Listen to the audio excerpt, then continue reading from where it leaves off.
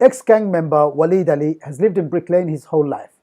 The former United Kingdom Boxing Union champion joins us in the studio today to talk about his career. Welcome to the show, Walid. Thank you, Emdad Bhai. Thank you. Your boxing career, what age did you start? When did you pick up the gloves? I think probably age of 12. What made you go into the gym? What was typical, I mean, late 80s, early 90s, time were very different. What do you mean by different, was it? Well, look, we used to go to Daintree School. Okay. And on the way to Daintree School, there used to be another school in Cheshire Street. And everyone used to pass through either someone who will trace you. So it's one of those things, either you learn to defend yourself or you get beaten up. So Right. me and a friend of mine, we went to many clubs just to learn. But those days were very different. There were a lot of good coaches, but they didn't really want to train you. I remember going to a lot of gyms. What they will do, you go in, it's your first day, there's a son jumping in the ring. And they'll put one of the best fighters in the ring. And they'll make sure you get good beaten up so you don't come back. But they're very nice too. Right, Son, okay. come back. It's an old trick. It's an old trick. Old trick. So- So you basically took boxing up as a form of self-defense in the early years? Initially, when I was very young, I really admired boxers. There's something about boxers that really triggered me. And something I really wanted to do. Something that I wanted to be a champion from that age. Were there many young Bangladeshis like yourself When I boxing? started it, there were one or two who would go maybe once a week, once a month. There weren't any, not that I know, that went actually properly 4 times, 5 times. Right. And this is what you did? I mean, when I went there, we went there, I joined, initially I started kickboxing. Yes. Initially I started kickboxing a guy called Patrick Robert in Bethnal Green. Those days he used to charge $7.50 Per session? per session. That's a lot of money. That's a lot of money in those days, providing your family's in low income, everything. But we used to go there, but after a couple of years, I realized I wasn't progressing. Right. So I done a bit of research. You're the young man, what's going on? You're not progressive. Then I went to boxing. I looked for many clubs and ended up in Repton. Okay. Yeah. The famous Repton Club. Very famous Repton club. And how long did you spend there? All my life, I finished my amateur career there. Initially, due to injuries, the head coach, the famous MBE, Tony Burns. Yes, Tony Burns, legend. He said, Ali, you're bloody useless. You know, you keep getting injured. You know what? You're so good at human people communication. Be a coach. I said, look, Tony, I'm not interested in being a coach. I don't think I have that knowledge. He said, no, you're good at it, son. He said, look, jump in the ring. Jump. He said, let me see your ped work. So I knew all the ped work. Because you're good. So you got a job on Sunday. So he gave you a coaching job? He's like my father. He's like my father. Is he like Mickey from Rocky? He's more rough than that. Okay. Inside the gym, he's rough. But outside he finds you, you'd be amazed how. I mean, I had a lot of problems with the police and everything. He's a lovely guy. That's fascinating. So Tony Burns has been like a mentor to you in your career? Tony Burns, when I started coaching there, he would come every Saturday, Sunday, and he would spend 10 minutes with me. He gave me the confidence, how to coach, how mind works. Okay. He told me how the mind works. And that helped me so much. That really, even day-to-day life, he helped me out. Now, United Kingdom Boxing Union, in 2012, which is one of the last tournaments you fought, before you took a step back. I know you're not fully retired from boxing, but you have stopped boxing at that level. Yeah. You were champion in 2012. Yeah. How did that come about? Well, thing is, to be honest with you, I stopped training 2009.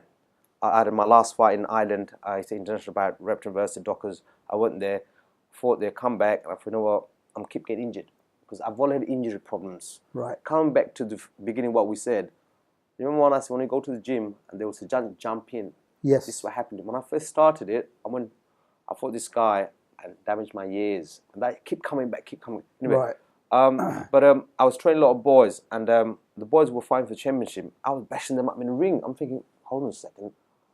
If I could bash them up in the ring, I think I should fight. So I motivated myself and to step back inside again. Yeah. And you became champion. You know, you've brought the belt into the studio here too. It is a belt. Okay. Do you want to have a feel of it's quite heavy? Thank you very much. It's very heavy. It's a lovely piece. And Memento, you're going to pass this on to your children? Yeah, I mean, my son, who's 15, next to 16, is doing really well in boxing. Okay, what's his name? Khalid Ali. Oh, right, fantastic. Yeah. I understand he's been fighting as well. He's participated in a few bouts.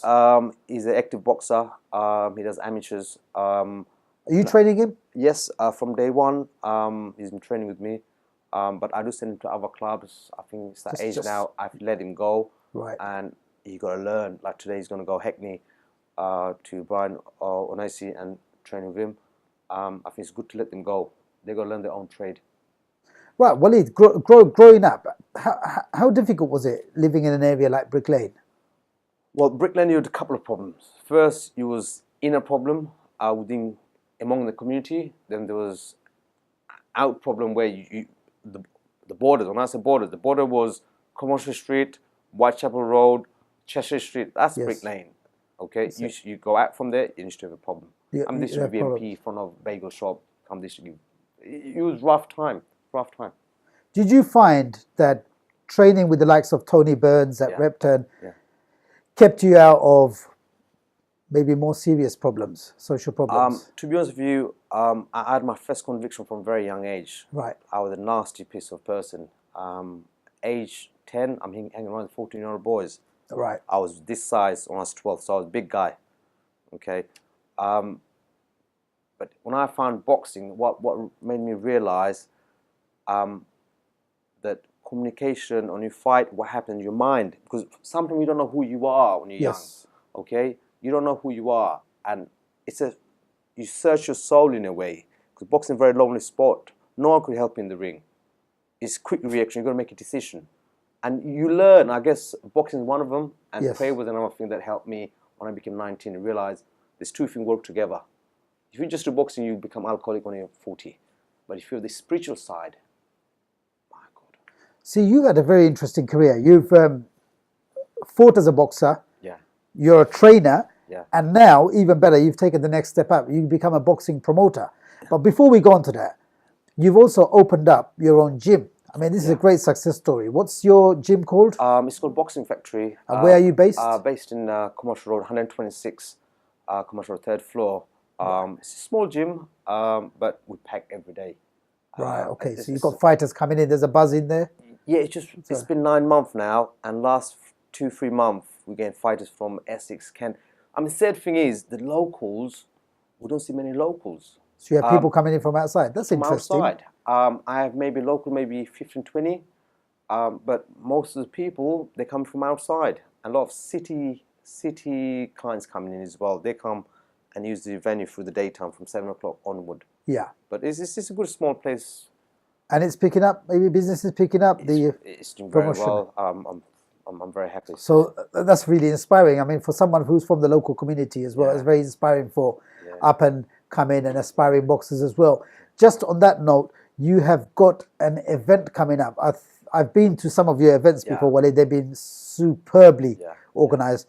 And I know I want to thank you publicly for your kindness. Well, you always invite me to go ringside at your events as well, which I hope to at the next one, if I can free up my diary. But you've got one coming up at the end of this month, early February. Yeah, coming back to you, Emdad, for the last 4 years, I've been offering you so busy. Now, I am. Best thing I'll say, get your diary ready this time. I'll tell you why. Simple reason. For the last 10 years, you've probably seen me in a promotion. I'm only running around. This one, I won't be running around. It's one of the biggest and the best show that I'll be doing 10 years. The best going to fight the best. So we've got a guy who's fighting 55. It's such a good fight. And I've signed last 6 months one of the top amateurs. What's happening? What this promotion works. Before you be like, send me pro, now I'm getting top amateurs coming and phoning me saying, Al, I've heard about you. You sign me on. I want to come through, do 4 fights with you, then move on to the next stage. To the next stage. It's just brilliant. It's great. So when's this event taking place? The event is Friday, 4th of March at the famous York Hall. Tickets are? I'll be honest with you, tickets are nearly gone, maybe 100 left. So tickets are £50 and £30 for standard. We will provide some information on the interview, so watch out. And if you'd like to buy some, do get in touch with Walid. I'll tell you what, forget buying. I'll give you a couple, 2 free for your audience. Wonderful. Because sold out. We will, it's going to go so take fast. you up on that, Walid. Yeah, we'll do. So looking forward to it. And it should be a tremendous night of boxing come March. As I said, it's the best show in 10 years. So it took me many years to build this up. And we're in the stage now where the elites are fighting elites. Yes. Rather than novices coming from amateur background with 100 fights and coming and doing this. It's got super serious. And last year we done Super Series 2015. It was a big success, and this year it's gone even bigger. Coming back to grassroots boxing, you've got a lad who's a boxer, aspiring boxer. I've got a son, 17-year-old, who boxes 3 times a week as well. He's training. What's your son's name? His name is Ismail, and he's training as well.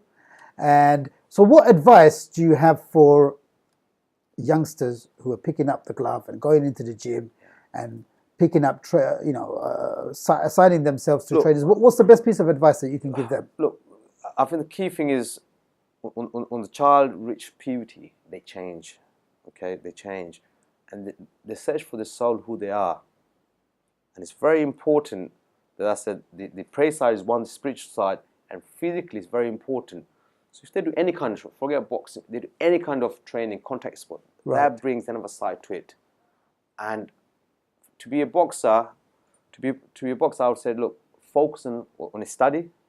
The key I've learned from the masters, they all told me, study well, that will give you knowledge, and boxing at a secondary. Okay, you combine together and you go very far. Okay. Last question for you. Yeah. Who was your favorite ever boxer and why? For me, there's 3 of them. Okay. You'd be surprised with this year. You'd be saying, okay. For me, Joe Kawasaki from Wales is the best boxer ever. That's my personal view. Because the guy throws, you give him, he was undefeated, middleweight, super middleweight, lightweight. It was, he beat Roy Jones, Ben Hopkins. He's not the best boxer. He throws, you throw 1, he throws 20. His father was his coach. His father never had a fight. But as I say, come back to the knowledge. What my coach told me, he said, look, it's not the coach who teaches. The boxer makes the coach. So a lot of the coaches nowadays, they will say, no, no. The boxer makes the coach. If the boxer is committed, the coach is committed, their team, and they go very far. Walid, it's been great talking to you. Right. Thank you for watching The Sports Show.